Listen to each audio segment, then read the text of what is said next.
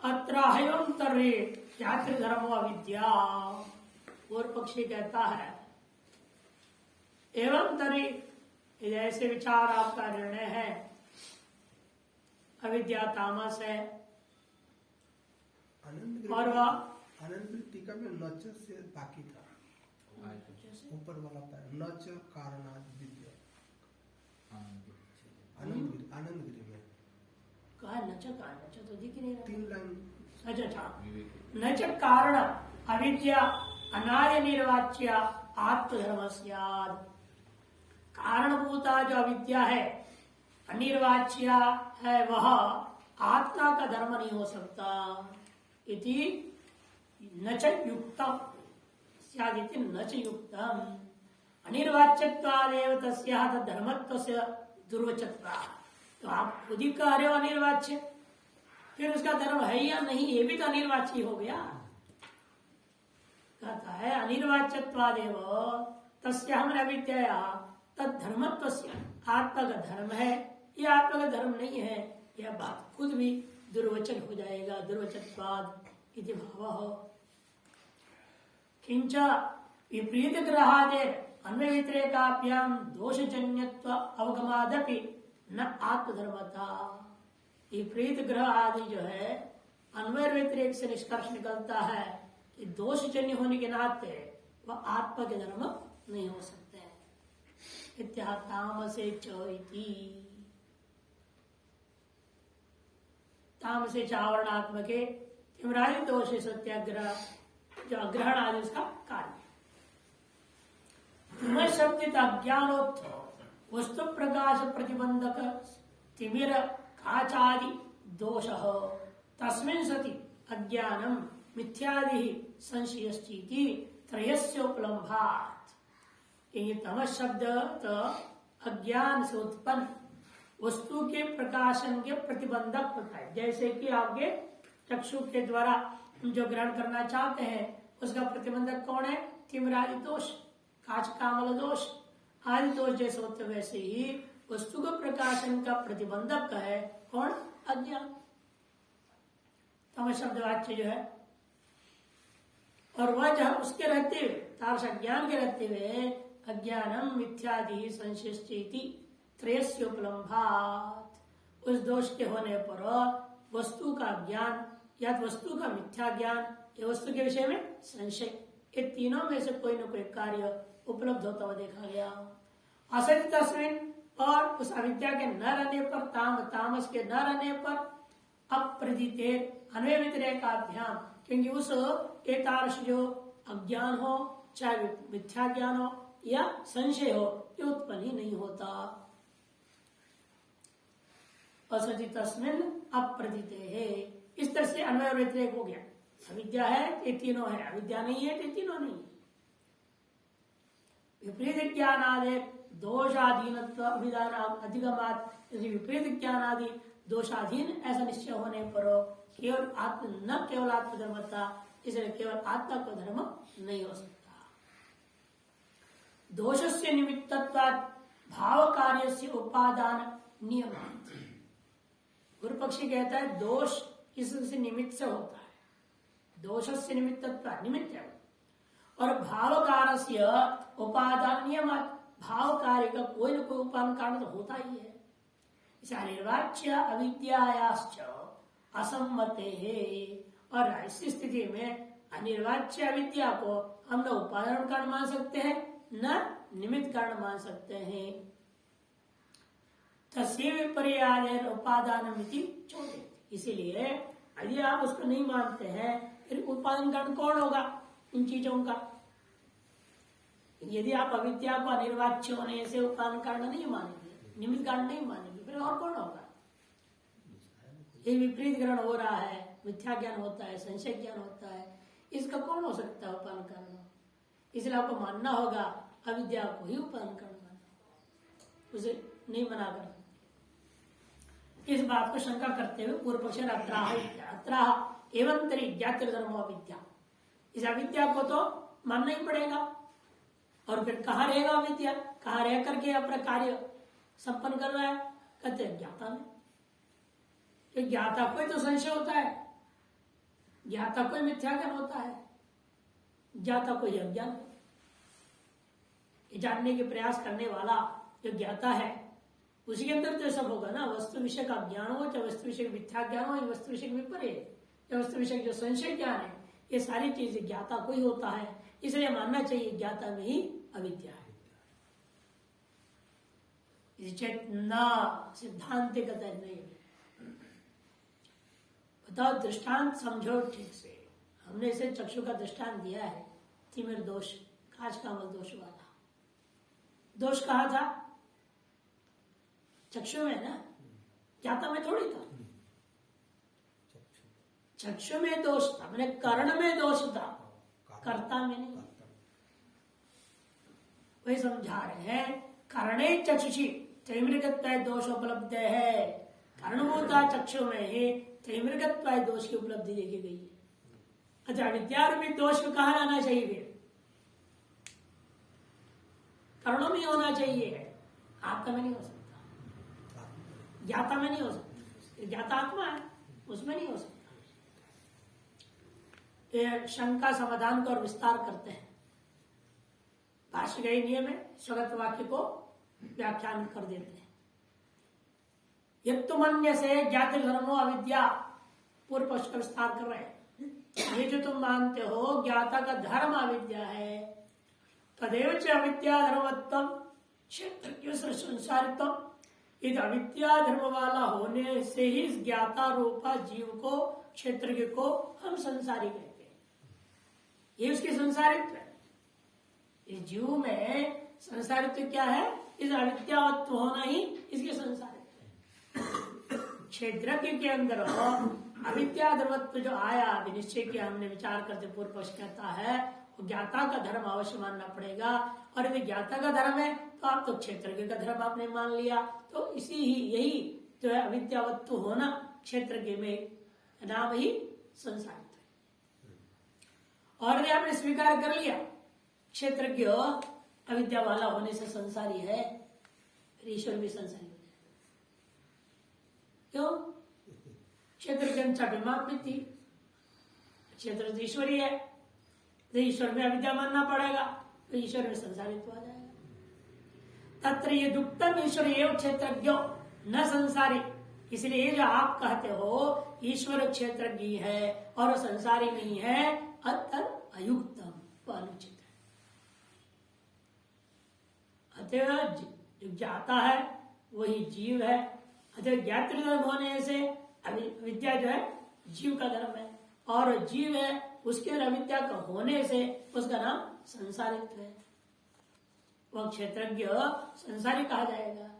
और जब क्षेत्र से अभिन्न आपका ईश्वर है, ईश्वर में भी अविद्या पे धर्म आ जाएगा, वो भी संसारी हो जाएगा। इसलिए आपने जो कहा क्षेत्रज्ञ अभिन्न जीव है और जीव अभिन्न क्षेत्रज्ञ जो ईश्वर है वह लेकिन संसारी नहीं है, ये आपका कहना उचित नहीं है।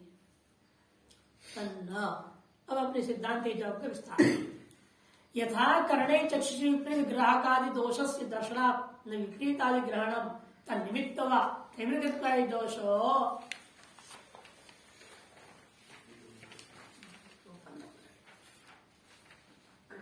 ग्रहितु ग्रहिता जीवात्मा क्षेत्र का धर्म नहीं हो सकता। दृष्टांत ही है, कारणभूता जो चक्षु में विपरीत ग्राहक आदि ये कारणीभूता जो दोष है और टेमिर आदि उसमें ही था दर्शनार्थ। न विपरीत आदि ग्रहण तनिमित्त हुआ, इसे विपरीत आदि ग्रहण हो चाहे तनिमित्त जो टेमिर का दोष हो वो ज्ञाता में नहीं, न ज्ञात हो। चक्षुष संस्कारेण, यह व्यतिरेक से भी देख लो, कहीं चक्षु को संस्कारित कर दिया, दवाई डाल दी, ये ऑपरेशन करा दिया, ठीक ठाक हो गए, तब उसके बाद चक्षु से दो चंद्रमा आदि नहीं दिखाई देता। चक्षुष संस्कारेण तिमिरे अपनी थे, तिमिर दोष को आपने हटा दिया तो ग्रहित और दर्शनार्थ, तब ग्रहिता में यदि दोष होता तो संस्कार अपने के किसका? चक्षु का। और आपके अनुसार अविद्या कहाँ है, दोष कहाँ है? ज्ञाता में। यदि ज्ञाता में दोष मानते हो, चक्षु के संस्कारित होने के बावजूद भी ज्ञातृगत दोष के कारण से तब भी दो चंद्रमा दिखना चाहिए। इससे सिद्ध होता है दोष था चक्षु में ही और वहीं से वो निवृत्त भी हुआ। वो ज्ञाता जो आत्मा में न दोष था न विज्ञान था। एवमेव अविद्या भी से कर्ण समुदाय में कहीं न कहीं आपको मानना पड़ेगा, उपाधि में मानना पड़ेगा विद्या को। खुद अविद्या उपाधि है, इसीलिए अविद्या को आत्मा का धर्म नहीं मान सकते। दृष्टांत दातन घट तथा सर्वत्रैव अग्रहण विपरीत संशय प्रत्यास तन्निमित्ता कर्णस्यैव कस्यचित् भवितुमर्हन्ति। इसे हमारा तो निष्कर्ष ही है, सर्वत्र अग्रहण विपरीत ग्रहण या संशय ग्रहण है, एतादृश ज्ञान और तन्निमित्त होता जो भी दोष कर्ण गति मानना चाहिए। कस्यचित् कर्णस्यैव भवितुमर्हन्ति, किसी न किसी कर्ण कोटि में ही इसको प्रवेश करना चाहिए। न ज्ञात क्षेत्रज्ञस्य, ज्ञात क्षेत्र के अंदर ये नहीं माना जा सकता। अतः अविद्या वाला ज्ञाता क्षेत्र के नहीं है। अतः क्षेत्रज्ञ भिन्न ईश्वर में भी अविद्यावत्व न आने से उसे भी संसारित्व नहीं। संवेद्यत्वाच्च तेषां पृथ्वी प्रकाशवत् न चातुर्वत्वम्। और दूसरी बात, वे सब संवेद्य। यदि ज्ञाता का धर्म होता तो ज्ञाता के स्वरूप कोटि में आ जाते, फिर वो संवेद्य नहीं रहेगा, यही कोटि में नहीं जाएगा, विषय कोटि में नहीं जा सकता। खुद विषय ही है, स्वयं प्रकाश है, तो स्वयं के अपने धर्मों को स्वयं प्रकाशित कर ही लेगा। प्रकाश कोटि में उसको नहीं रख सकते। एक विपरीत ज्ञान हो, संशय ज्ञान हो या उसके कारण अविद्या, सब कुछ आपका विषय बन रहा है। आपका विषय बनने के कारण से वो आपका स्वरूप नहीं, वो आपसे भिन्न बनने के लिए। जैसे घट आपके ज्ञान का विषय बन रहा है, तो ज्ञान से भिन्न घट को मानना पड़ेगा। ज्ञानी घट है क्या? एक ज्ञानी घट होता तो फिर घट ज्ञान का विषय नहीं हो सकता। जो विषय होता है वो स्व से भिन्न, प्रकाशित से भिन्न होगा, प्रकाशित होता वस्तु। अतएव जब ज्ञान रूपा आत्मा जो है यह प्रकाशक है, उस प्रकाश्य है अविद्या, तो अवश्य ही वो अज्ञाता, ज्ञान का धर्म अज्ञाता का धर्म नहीं हो सकता।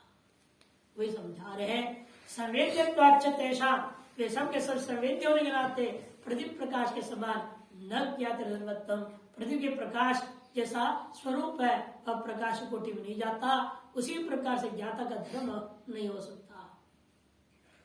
व्याख्या करते इस वाक्य का, संवेद्यत्वाद एव स्वात्म व्यतिरिक्त संवेद्यत्वा, संवेद्य होने के नाते ही स्वात्म से व्यतिरिक्त ही वह संवेद्य हो सकता है। सर्वकर्ण वियोगे च कैवल्य सर्ववादि में अविद्यादि दोषवत्व अनपगमात्। सर्वकर्ण का वियोग होने पर देख लो, कैवल्य अवस्था में हो, किसी के भी द्वारा सर्ववादि में अविद्या दोषवत्व अनुवाद, अविद्या दोषवत्व आत्मा में नहीं मानते। कोई व्यक्ति क्या किसी भी दर्शन, न्याय, मीमांसा, योग, वेदांत, बौद्ध, जैन कोई भी हो, मुक्त में अविद्या मानता है क्या? यदि मुक्त है, उस मुक्ति अवस्था में भी अविद्या रहेगी तो मुक्त क्या हुआ? किससे मुक्त हुआ? इसे मुक्तात्मा में किसी भी दर्शन वाला, चाहे आस्तिक हो नास्तिक हो, कोई भी अविद्या को नहीं मानता। यदि आत्मा का स्वगत धर्म होता, उस मुक्ति काल में क्यों नहीं? कि वस्तु यावत भावी उसका अपना स्वधर्म होता है। जब तक अग्नि है उसकी उष्णत्व, प्रकाशत्व, दाहकत्व रहेगा ही। यावत द्रव्य भावी होता है धर्म, और आत्मा नित्य है, अतः नित्य होना चाहिए। फिर अविद्या कभी भी नष्ट नहीं होना चाहिए, या कभी भी अज्ञात नहीं होना चाहिए। लेकिन सुषुप्ति काल में भी आप अज्ञान का व्यवहार कर रहे हैं, और मुक्ति काल में तो सर्ववादियों के द्वारा अविद्या सकल दोषों को स्वीकार नहीं किया गया है। आत्मनिधि क्षेत्रज्ञ अग्निष्टवत् स्वधर्म, माने ना, अग्नि के उष्ण के समान यदि आत्मा का धर्म मानने लोगे अथवा न कदाचित वित्तेन वियोग स्यात्, कदाचित भी उस आत्मा से स्वधर्म भूता विद्या का वियोग नहीं हो सकता। अविक्रियस्य च व्योमवत् सर्वगतस्य अमूर्तस्य आत्मना केनचित् संयोग वियोग अनुपत्ति है। और जो अविक्रिय है, आकाश के समान, आकाश के समान अविक्रिय होने के कारण से और सर्वगत होने के कारण से, अमूर्त होने के कारण से, आप आकाश में तीनों लोग मानते हैं। क्या क्या मानते हैं? अविकृत मानते हैं, सर्वगतत्व मानते हैं, विभूत अमूर्तत्व भी मानते हैं, और हमारे आत्मा भी वो लक्षणों से संपन्न है। आत्मा भी अविक्रिय है, आत्मा भी सर्वगत है, आत्मा भी अमूर्त है। अतः जिस आकाश किसी से संबद्ध नहीं हो सकता, इसी प्रकार से आत्मा भी किसी से संबद्ध नहीं हो सकता। आत्मा भी किससे भी संबद्ध नहीं हो सकता। अतः अविद्या से संबद्ध अविद्या वाला आत्मा कहना बिल्कुल अनुचित होगा। इस प्रकार से सिद्ध क्षेत्रज्ञ नित्यम एव ईश्वर। इसलिए यह बात सिद्ध हो गया, जो क्षेत्रज्ञ है अविद्या सर्वदोष रहित होने के नाते वह नित्य ईश्वर ही है। और यही 13वें अध्याय के आगे 32 श्लोक के अनादित्वात् निर्गुणत्वात् इत्यादि ईश्वर वचन स्वयं ईश्वर कहेंगे। ये आत्मा क्या है? अनादि है, निर्गुण है इत्यादि 13-32 में कहने वाले हैं। तब इस पर थोड़ा पूर्व पक्षी आशंका करता है। नन्वीवन सती संसार संसारित्व भाव है, फिर संसार संसारी कहाँ है? शास्त्रानंत के दोष से शास्त्री व्यर्थ हो जाएगा। संसार छुड़ाने के लिए शास्त्र लाए, संसार है नहीं। यदि संसार है तो कोई न कोई संसारी होना चाहिए। और आपने कहा जीवात्मा क्षेत्र की जो है वही ईश्वर है, संसारी है ही नहीं, फिर कौन तीसरा कोटि जो संसारी होगा? जिसका संसार हो और संस्कार और संसार को दूर करने के लिए शास्त्र मान जाए, कोई तीसरी कोटि तो है नहीं। तीन ही है ना हमारे यहाँ, तो संसार, जीव और ईश्वर। और आपने कहा जीव में संसारित्व नहीं, कि जो जीव है क्षेत्र के वही ईश्वर है, और आत्मा में संसार, संसार का धर्म है, संसार के कारण अविद्या आदि का कोई संबंध ही नहीं है। फिर ये संसार किसको होगा? किसके प्रति है? अरे संसार को स्वीकार करने वाला वह संसारी कौन है, जिसके लिए शास्त्र सार्थक हो? यदि आप संसार संसारी भाव को स्वीकार ही नहीं करते हो, फिर शास्त्र का अनर्थक्यता आदि दोष आ जाएंगे। चेन्न ऐसे मत कहो। सर्वैरप्युगतत्वात् सभी के द्वारा यह बात स्वीकार कर दिया गया है। मुक्त अवस्था में सभी दर्शनकार लोग संसार है नहीं और संसारित्व को नहीं मानते हैं। सर्वैर कह दिया, सर्वैर दार्शनिकैर अप्युगतत्वात् यह बात स्वीकार आ गया। यदि मोक्ष काल में भी संसार रह जाए और संसारित्व रह जाए, फिर मोक्ष का मतलब नहीं रह जाता। इसे जितने भी दर्शनकार मोक्ष की बात कहते हैं, उनको तो मानना ही होगा उस मोक्ष काल में न संसार है न संसारी है। ये हमें क्यों दोष दे रहे हो भाई वेदांती को?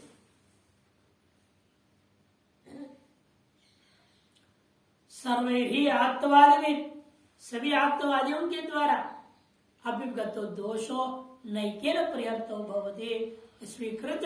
ये जो दोष आप कर रहे हो, जब सभी के द्वारा स्वीकृत है, वो आप मुझे वेदांति के ऊपर आरोपण करके हमसे उसके परिहार की इच्छा करना चाहना उचित नहीं है।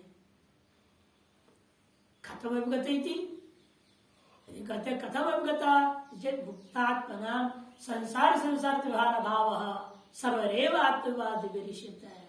मुक्त आत्माओं के अंदर संसार और संसारित्व व्यवहार के अभाव को सभी दार्शनिकों के द्वारा स्वीकार किया गया है। नचतेषां शास्त्रानर्थ के दोष प्राप्ति अवगता, और वे लोग जो है शास्त्र के अनर्थ के दोष को ये प्राप्ति होगी ऐसा नहीं स्वीकारा। क्योंकि शास्त्र की सार्थकता कब है? मुक्ति से पहले, अज्ञान काल में। तथा न क्षेत्रज्ञानाम ईश्वरेकत्व स्थिति शास्त्रार्थक्यम भवतु। तथा ठीक उसी प्रकार से इसलिए क्षेत्रज्ञानाम ईश्वरेकत्व, क्षेत्र ईश्वर का स्वीकार करने पर शास्त्रार्थम न अस्माकं मते भी बहुत, हमारे मत में भी जब जीव ईश्वर एक हो जाता है तत्र क्या है वो यत्र तो सर्वमात्मभूत तत्र ज्ञान कम पश्येत। संसार कहाँ रह गया? नौ संसारी है, संसार देखे जाओ, ये सब कुछ आत्मा ही हो गया, मैंने ईश्वर आत्मा एक हो गया, जीवात्मा परमात्मा का ऐक्यत्वानुभूति होने के बाद में यह शास्त्र का अनर्थ के लिए होता है कहते हो गए, हमें कोई आपत्ति नहीं, हम स्वीकार करते हैं शास्त्र व्यर्थ है। इन कब कह रहे हैं? मुक्त अवस्था। अविद्या विशेष अर्थवत्वम, फिर सार्थकत्व कब है? विद्या विषय में असार्थ है, जरूरत नहीं, व्यर्थ है, बोले दो, व्यर्थ बोल दिया। फिर सार्थक कब होता है? कहते अविद्या विषय। अविद्वान के प्रति सकल शास्त्र सार्थक है। जो अविद्यान परेशान अविद्यमान है वो परेशान है, उसके लिए इलाज करना पड़ेगा ना। जैसे यथा देवता तथा बलि, जैसा देवता वैसा बलि। किसी को लड्डू, किसी को बूंदी, किसी को कुछ, किसी को कुछ होता है। वैसे यहाँ भी जगन्नाथ भगवान की एकादशी को बढ़िया भात खिलाते हैं, एकादशी नहीं है।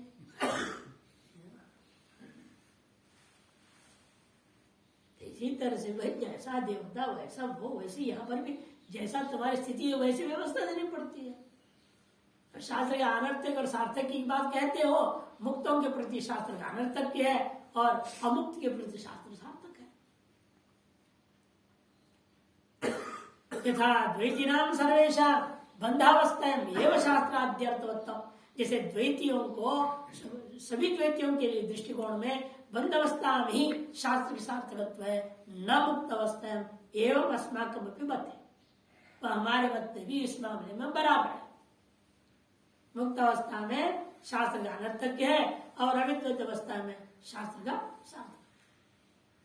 जैसा आप सब तार्किक मानते हैं ऐसा हम भी मान रहे, इसमें क्या आपत्ति है इत्यादि। अब और प्रश्न का उठाएंगे, यहाँ तक पहले टीका देंगे।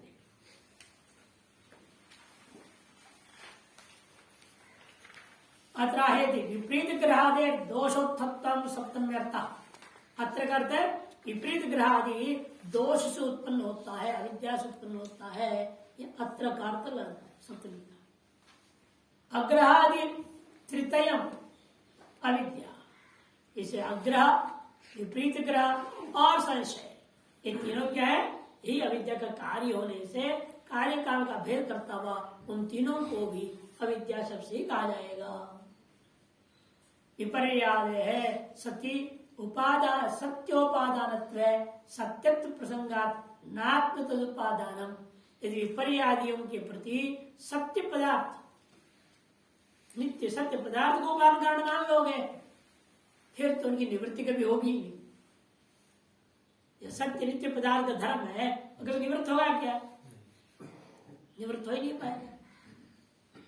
यदि विपर्यादियों सत्य पदार्थ को उपादान कारण मान लोगे उनके, फिर तो सत्यत्व प्रसंगात वो भी सत्य हो जाएंगे, अबाध्य हो जाएंगे वो।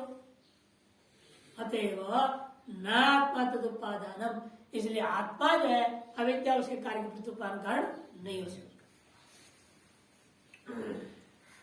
न आत्मोपादान किंतु दोष से चक्षुषा धर्मकत्व ग्रहणाद अग्रहणादेरपि दोषत्वात् कर्ण धर्मत्व कारणम अविद्या उत्तम अंतःकरणम।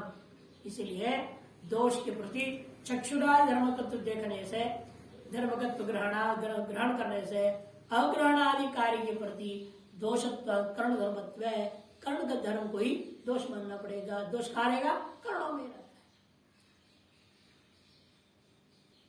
अतएव अविद्या उत्तम अंतःकरणमेव, अविद्या से उत्पन्न अंतःकरण ही अविद्या का उपादान कारण मानना पड़ेगा, अविद्या का आधार मानना पड़ेगा, उपादान कारण नहीं आधार मानना पड़ेगा। अविद्योत्तम अंतःकरण न च तद्धेतु अविद्या असिद्ध, और उस अंतःकरण आदि जो दोषवान है उनके उपादान कारण अविद्या है, ये हम सिद्ध कर रहे हैं, जो उसको सिद्ध नहीं हो सकता ऐसा मत कहो। कौन से कर्ण में रहता है सब दोष? दोष रहता है अंतःकरण, और अंतःकरण का उपादान कारण कौन है? अविद्या को मानना पड़ेगा। आत्मा उपादान कारण नहीं हो सकता। अविद्या और अविद्या के कार्य है कि नहीं, ये सब के प्रति आत्मा को उपादान कारण नहीं मान सकते, किंतु अविद्या को ही उपादान कारण मानिएगा अग्रहण विपरीत संशय के प्रति, और रहता कहाँ है? कर्ण। अच्छा, अविद्या का कार्यभूत अंतःकरण में ही वो सब दोष रहता है। ये जो है मानना पड़ेगा, नहीं तो आपत्ति दे रहे नहीं इत्यादि ना, क्योंकि वो अप्रसिद्ध है, ये नहीं कर सकते। अविद्या अप्रसिद्ध है, असिद्धा इति न चवाच्य। क्यों? अज्यो हमिति अनुभवात, सर्वानुभव सिद्ध अविद्या और अज्ञान। सब लोग कहते हैं मैं अज्ञानी हूं, यदि आपको अपने अज्ञान मालूम नहीं है तो अज्ञानी कैसे करे? अज्ञान वाला हूं, इसे अज्ञो हम, ये जो व्यवहार है वह सर्वानुभव सिद्ध है। व्यक्ति अपने अनुभव को अभिव्यक्त कर रहा है, उसे स्पष्ट है अविद्या है।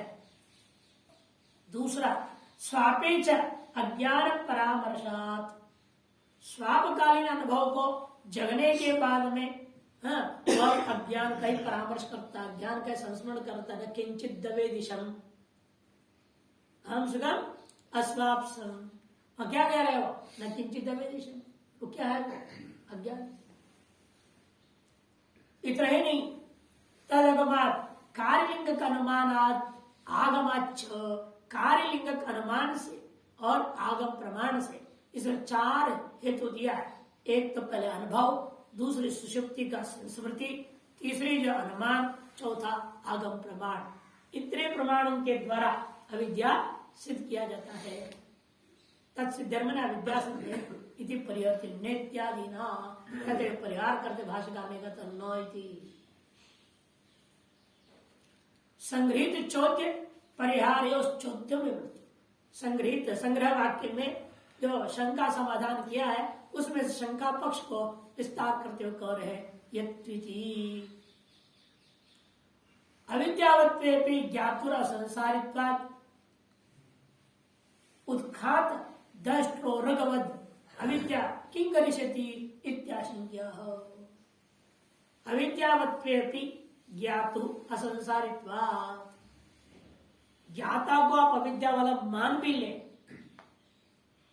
ज्ञाता को अविद्या वाला मान भी ले, लेकिन ज्ञाता वास्तव में असंसारी होने के कारण से कोई आपत्ति नहीं। जैसे सांप जहरीला, जहर वाला है सांप, इसमें कोई संशय नहीं, लेकिन जहर को निकाल दो, फिर उस सांप आपको क्या बिगाड़ेगा? क्या कर सकता है? क्योंकि स्वरूपतः शरीरतः सांप जहर नहीं है। सांप का स्वरूप जहर नहीं है ना, वो जो मांसमयी पिंड है वो जहर है क्या? उसमें स्थान विशेष में जहर रहता है, नहीं तो उसके जहर निकाल करके सांप का अचार बना के जो खाते हैं लोग, उसे मर जाना चाहिए। तो शरीर जहर है, इसलिए सांप स्वरूपतः जहर नहीं है। इसलिए आत्मा जीवात्मा जो क्षेत्रज्ञ है स्वरूपतः संसारी नहीं है, स्वरूपतः अविद्यात्मक नहीं है, अविद्या वाला है। तो अविद्या को निकाल दो, जहर को निकाल दो। दृष्टांत वही दे रहे इसलिए उत्खात दष्ट और अगवत, उत्खात दंष्ट्र उरगवत, जिसके जहरीले दांतों को उखाड़ दिया गया, ऐसे उरग मने सांप के समान। किंग करिष्यति, यह विद्या क्या कर लेगा बताओ? ये दांत को निकाल दो, फिर वो जहर से दांत के माध्यम से जहर डालता था,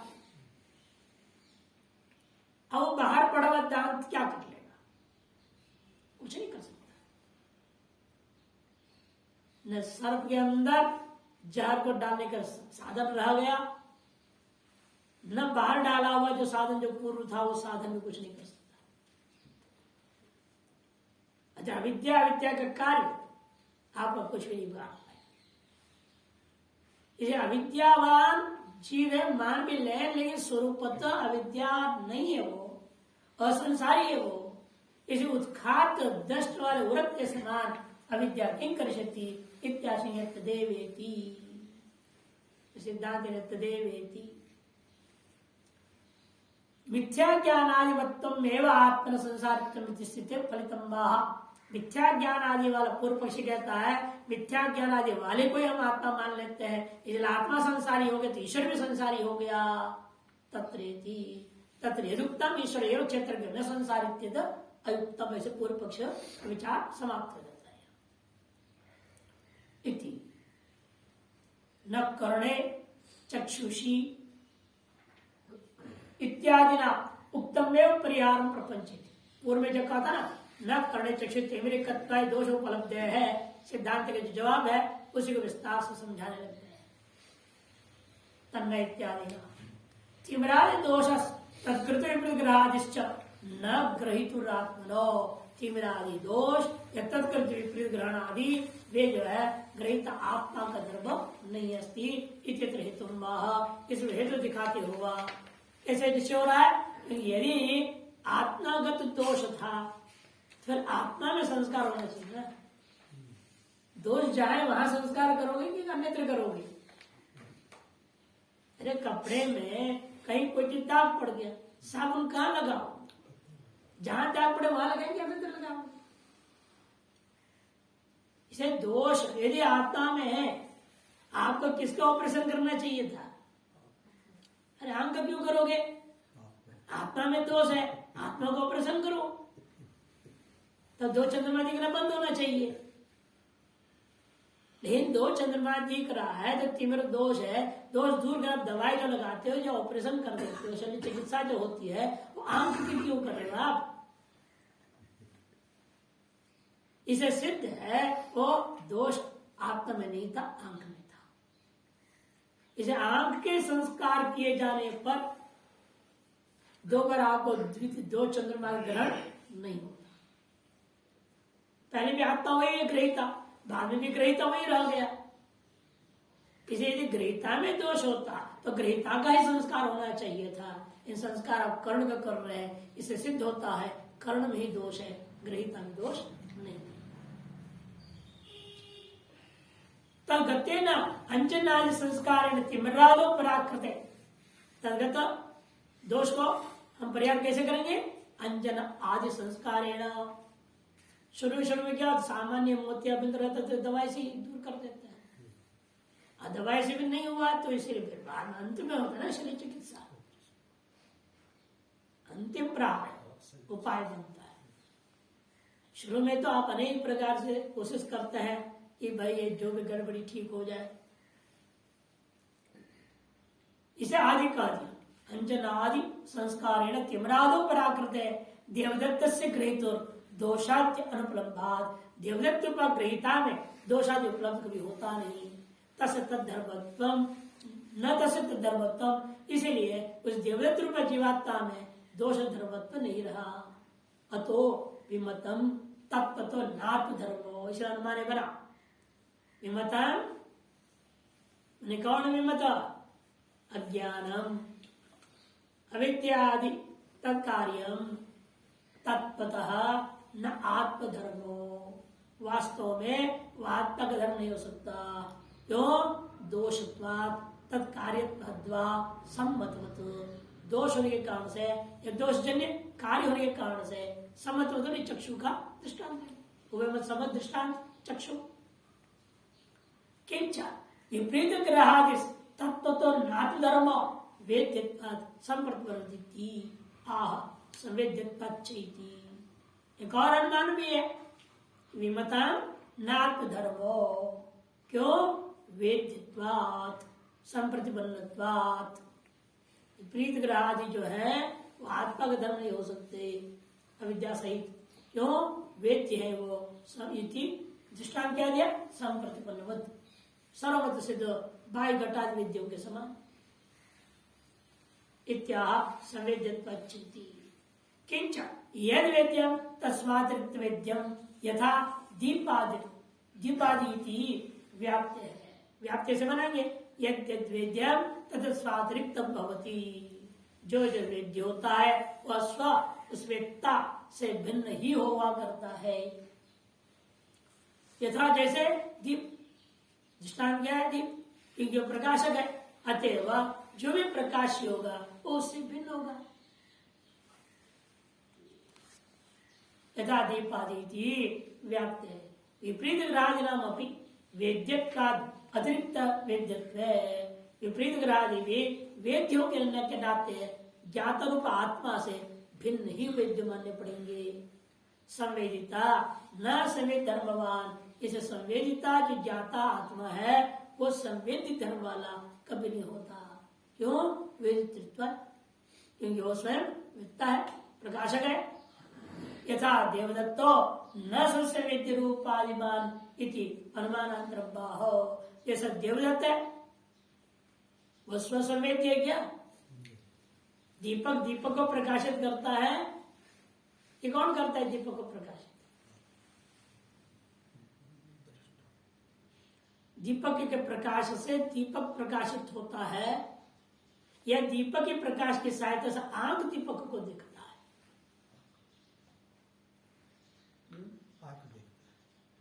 आंख के द्वारा दीपक प्रकाशित है, उससे प्रकाश दीपक का प्रकाश के निमित्त कारण होता है। लेकिन दीपक के प्रकाश के द्वारा ये दीपक स्वयं प्रकाशित होता, फिर आंख क्या मतलब है?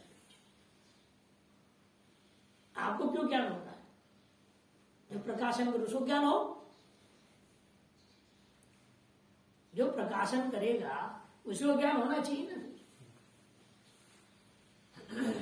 इसे स्पष्ट है, कभी भी प्रकाश के द्वारा स्वसंवेद्य प्रकाश नहीं होता।